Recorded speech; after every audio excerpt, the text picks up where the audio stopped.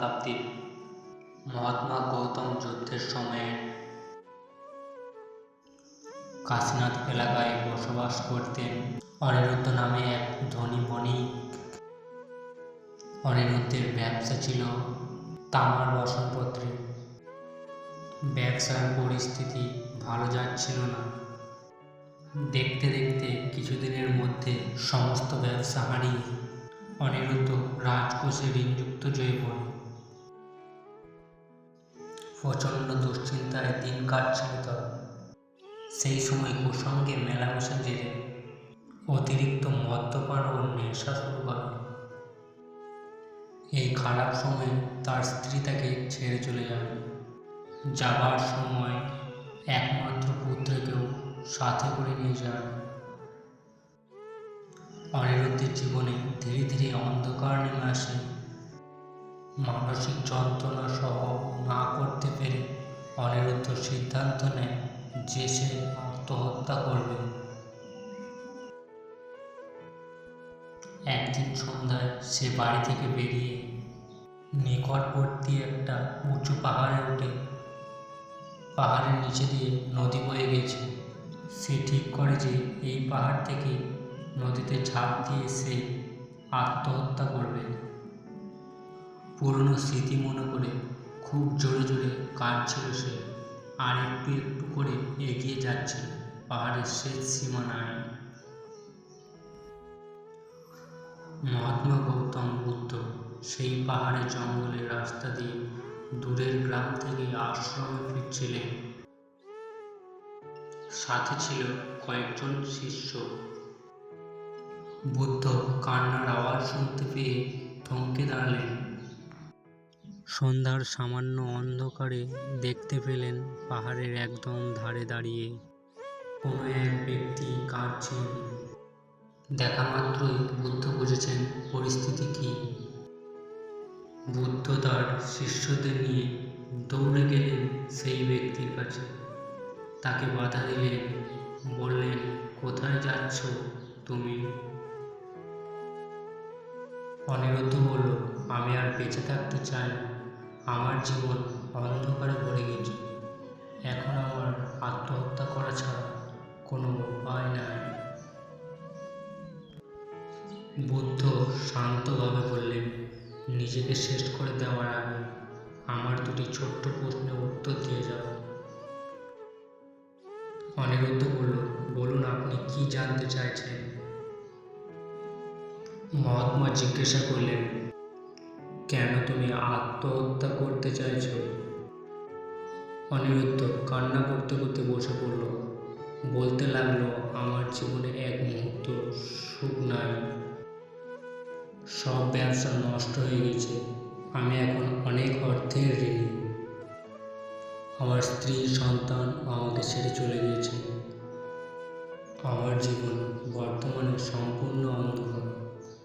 আমি বাঁচতে চাই না এই কষ্টের মধ্যে। গৌতম বুদ্ধ পুনরায় প্রশ্ন করলেন, এখন তোমার জীবনে দুঃখ, কষ্ট, অন্ধকার, কিন্তু তুমি নিশ্চিত যে পূর্বে তোমার জীবনে সুখ, শান্তি আর আলো ছিল? অনিরুদ্ধ বলল, সেভাবে নিখুঁত বিচার করতে গেলে পূর্বে আমার অনেক অর্থ সম্পদ ছিল, তাই আমি সুখী ছিলাম। আমার সাথে আমার পরিবার, বন্ধু বান্ধব ছিল। নিজেকে রাজা মনে হতো, যা ইচ্ছে তাই উপভোগ করতে পারতাম। বুদ্ধ বললেন, হে বন্ধু, তুমি নিজেই জানো জীবনের সেরা সুখ কেমন। আমি তোমাকে পৃথিবীর সেরা সুখের সন্ধান দেব। আবার তুমি তোমার পূর্বে চাইতেও অনেক গুণ বেশি ধন সম্পদ পাবে। মহাত্মা গৌতম বুদ্ধের কথায় আশার আলো খুঁজে পেল। বুদ্ধকে জিজ্ঞাসা করল, কিন্তু পৃথিবীর সেরা সুখ কিভাবে পাব? বুদ্ধ বললেন, এখন তুমি বাড়ি যাও। আগামীকাল সকালে আশ্রমে এসো। আমি তোমাকে সেই সেরা সুখের সন্ধান জানাবো। এরপর অনিরুদ্ধ কান্না থামিয়ে বাড়ি ফিরে গেল। অন্যদিকে বুদ্ধ তার শিষ্যদের নিয়ে আশ্রমে ফিরে গেল। পরের দিন খুব সকালে অনিরুদ্ধ বুদ্ধের আশ্রমে গিয়ে দেখল বুদ্ধ একটা বিরাট বট বৃক্ষের নিচে বসে আছেন। সামনে 4 জন শিষ্য বসে আছে, মাঝের আসনটি ফাঁকা। বুদ্ধ বললেন, অনিরুদ্ধ তুমি মাঝের আসনে বসো। বুদ্ধের কথা মতো প্রণাম করে সে মাঝের আসনে বসল। বুদ্ধ বললেন, প্রথমে তোমার সাথে আমার এই প্রিয় 4 জন শিষ্যের আলাপ পরিচয় করিয়ে দিই। তোমার পূর্ব দিকে যিনি বসে আছেন ওনার নাম প্রিয়ম্বর। ইনি যখন যুবক ছিলেন তখন একজন যোদ্ধা হয়ে যুদ্ধে গিয়েছিলেন। যুদ্ধে ওনার 2 পা ও 1 হাত কাটা পড়ে। শারীরিক প্রতিবন্ধী হয়ে জীবন কাটাচ্ছেন উনি। অনিরুদ্ধ ভালো করে লক্ষ্য করল, সত্যি প্রিয়ম্বরের 2টি পা এবং 1টা হাত নেই, একটা মাত্র হাত নিয়ে বেঁচে আছেন। বুদ্ধ বললেন, আচ্ছা অনিরুদ্ধ, সত্যি কথা বলো তো, প্রিয়ম্বরের থেকে কি শারীরিকভাবে তুমি সুখে আছো নাকি তার চাইতেও কষ্টে আছো? অনিরুদ্ধ বলল, বুদ্ধ আমি প্রিয়ম্বরের থেকে শতগুণে শারীরিকভাবে ভালো আছি এবং সুখে আছি। বুদ্ধ বললেন, বেশ, এবারে তোমার পশ্চিম দিকে যিনি বসে আছেন ওনার নাম সংকল্প। উনি দুরারোগ্য ব্যাধিতে নিজের বাবা মা, 2 সন্তান ও স্ত্রীকে নিজের চোখের সামনে মারা যেতে দেখেছেন। সংকল্প পারিবারিকভাবে সম্পূর্ণ একা। অনিরুদ্ধ তুমি সংকল্পের চেয়ে কতটা ভালো আছো? অনিরুদ্ধ কিছুক্ষণ নিশ্চুপ হয়ে গেল। বলল, আমার পিতামাতা, স্ত্রী, পুত্র এখনো তো বেঁচে আছে। হয়তো আমার কর্ম আর ব্যবহার অসন্তুষ্ট হয়ে আমাকে ত্যাগ করেছে, তবে আমি নিশ্চিত যে তারা আমাকে এখনো ভালোবাসে, স্নেহ করে আর সংকল্পের এই একাকিত্বের চাইতেও 1000 গুণে ভালো আছে। বুদ্ধ মৃদু হাসলেন, বললেন, এবারে তোমার উত্তর দিকে যিনি বসে আছেন ওনার নাম উজ্জান। উনি তোমার চাইতেও 10 গুণ রাশিতে বড় বাণিক ছিলেন। মধ্যবয়সে অতিলোভ, লালসা আর কামের প্রভাব, সমস্ত ধন সম্পদ হারিয়ে শেষে রাজপথে ভিক্ষা করছেন। দীর্ঘদিন না খেয়ে দিন কাটিয়েছেন। এখন উনি বুদ্ধ। প্রায় ওনারা ভুল সংশোধন করে পুনরায় ব্যবসা নির্ণয় করা সম্ভব নয়। অনিরুদ্ধ, তুমি কি উজ্জানের চেয়েও খারাপ পরিস্থিতিতে আছো? অনিরুদ্ধ আবারও মাথা নিচু করে নিশ্চুপ হয়ে থাকলো। কিছুক্ষণ ধীরে ধীরে বলল, আমাকে উদাহরণ দিয়ে লজ্জিত করবেন না। আমি বুঝে গিয়েছি আমার চিন্তা ভাবনায় ভুল। আমার এখনো অনেক সময় আছে নিজেকে সংশোধন করা আর ব্যবসায় নিজেকে নতুন করে প্রতিষ্ঠা করা।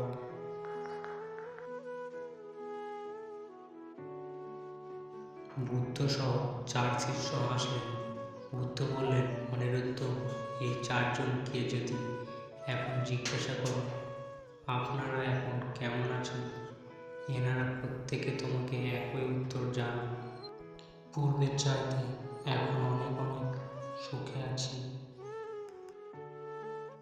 অনিরুদ্ধ, দিনের পরে যেমন রাত আসে ঠিক তেমন রাতের পর দিন আসবে। পরিবর্তনের এই সংসারের চিরন্তন সত্য। পাহাড়কে দেখে শিক্ষা নাও। দেখো পাহাড় কেমন রোদ ঝড় সহ করে আবার বসন্তের নিঃস্ব বন্ধ রাত আর বৃষ্টির পরম উপভোগ করি। আমাদের এমন হতে হবে, আমরা বেশি সুখেও সুখী হব না, আবার অতি দুঃখেও দুঃখী হব না। অনুভূতি আর মন হতে হবে অটল। তুমি তোমার পূর্বের কৃতিকর্মের ভুল কী কী ছিল সেগুলো নিজের সাথে বিশ্লেষণ করো, সংশোধন করো সেই ভুল। দুশ্চিন্তা নয়, নিয়ন্ত্রণ করো নিজেকে আর নিজের চাহিদাকে। তোমার হাতে এখন অনেক সময় আছে, তুমি নিশ্চয় ঘুরে দাঁড়াবে আর তোমার পরোপকারী স্বভাব আর সুব্যবহারে তোমার প্রিয়জনেরা ফিরে আসবে। আসলে আমরা নিজেরাই জানি না আমরা কি চাই। নিজেদের আলিক কল্পনা আর চাহিদাকে জড়িয়ে ফেলি এই জীবনের সাথে। তা যদি পুনরায় না হয় তবে নিজেকে দুঃখ মনে করি আর রাত্রির দুশ্চিন্তা করি। আমাদের আরেকটি জটিল ব্যাধি হলো অপরের পরিস্থিতির সাথে নিজেকে তুলনা করা। ওনার 100 হাত জমি থাকলে আমার কেন 80 হাত জমি থাকবে? ওনার 100 টাকার অর্থরাশি থাকলে আমার কেন 90 টাকার অর্থরাশি থাকবে? নিজেকে অন্যদের সাথে তুলনা করতে করতে মস্তিষ্কে জটিল অঙ্ক আমরা তৈরি করি আর রাত দিন দৌড়াতে থাকি সেই অলিক কল্পনার পিছনে। আমরা ভাবি ওটা হাসিল করতে পারলেই বুঝি সুখেই থাকব। যদি তা হাসিল হয় তখন আবার সামনে নতুন তুলনা চলে আসে, আবার দৌড় শুরু। সারা জীবন দৌড়াতে দৌড়াতে জীবনের শেষ দিনে এসে দেখি আমার সময় শেষ, আসল সুখ দেখা হলো না। তাই নিজের সাথে অন্যের তুলনা করবো না।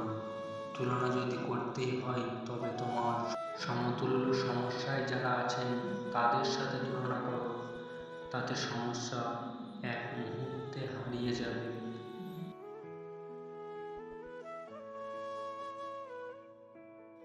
সুখ না বাইরে থাকে না ভিতরে থাকে। সুখ এমন একটা জিনিস আমরা আমাদের চিন্তা ভাবনার মাধ্যমে তৈরি করি। তোমার চিন্তা ভাবনা কতটা সঠিক তার উপরে নির্ভর করবে তুমি কতটা সুখী। দেখো কেউ কেউ বৃক্ষতলে মহাসুখে রাতে ঘুমায়, আবার কেউ কেউ রাজপ্রাসাদের স্বর্ণ পালঙ্কে শুয়েও সুখ পায় না, তার ঘুম আসে না।